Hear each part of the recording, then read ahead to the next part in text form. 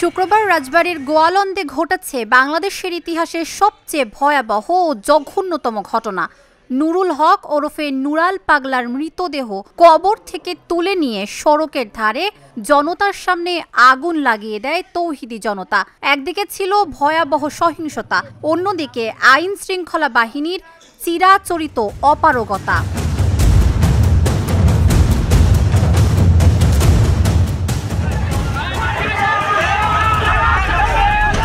জুম্মার নামাজের পর গোয়ালন্দ আনসার ক্লাব মাঠে ইমান আকিদা রক্ষা কমিটি নামের সংগঠন বিক্ষোভ করে। বিক্ষোভ শেষে সংঘবদ্ধ হয়ে নুরাল পাগলার আস্তানার গেট ভেঙে মাজারে ঢুকে ভাঙচুর, অগ্নিসংযোগ ও লুটপাট চালায় তৌহিদি জনতা। ক্ষিপ্ত জনতা কবর খুঁড়ে নুরাল পাগলার লাশ বের করে রাস্তায় নিয়ে আসে।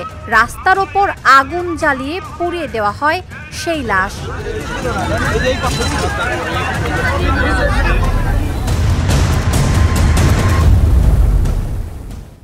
গোয়ালন্দ পৌরসভার ৫ নম্বর ওয়ার্ডে নিজ বাড়িতে দরবার শরীফ গড়ে তোলেন নুরাল পাগলা।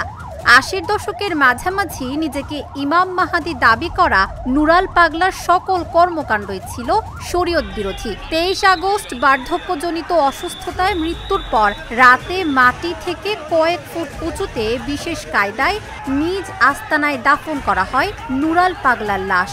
বিষয়টি নিয়ে ক্ষোভ প্রকাশ করে কবর সমতল করা সহ কয়েকটি দাবি জানান এলাকার আলেম সমাজ। নুরাল পাগলার পরিবার ও ভক্ত অনুসারীরা সময় চেয়েও কথা না রাখায় সেই ক্ষোভ থেকে দরবার শরীফ ভেঙে কবর থেকে লাশ তুলে পুড়িয়ে দেন বিক্ষিপ্ত তৌহিদি জনতা। মানে আমাদের ধর্মের যারা আমরা সহকারে সবাই এটা উচিত ছিল, কিন্তু আমরা সেটা না করে আমরা মরে যাওয়ার মৃত ব্যক্তির লাশ তুলে মূর্তিটা পুড়িয়ে দিয়েছি। আসলে ইসলাম তো এটা সাপোর্ট করে না। অন্যায় করলে অন্যায় বিচার আছে, অন্যায়ের বিচার আছে, সে আমরা বিচার না করে দেওয়ার পুরাপুরি এটা তো ঠিক হয় না।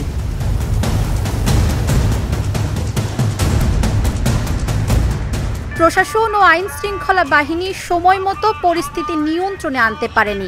দেশে যে কোনো অরাজকতা ও ঘটনা ঘটার পর প্রশাসনের অপারগতা ও দুর্বলতা আইন শৃঙ্খলা বাহিনীকে বারবার প্রশ্নবিদ্ধ করছে। দেশে আইন কোথায়, শাসন কোথায়, শৃঙ্খলা কোথায়? কেন বারবার ব্যর্থ হচ্ছে আইন শৃঙ্খলা বাহিনী? তবে পুলিশ বলছে, আমাদের পরিস্থিতি সম্পূর্ণ নিয়ন্ত্রণে আছে, পরিস্থিতি এখন স্বাভাবিক আছে।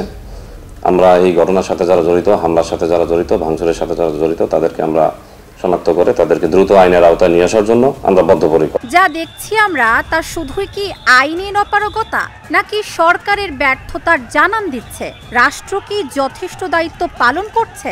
প্রশ্নটা সমগ্র জাতির।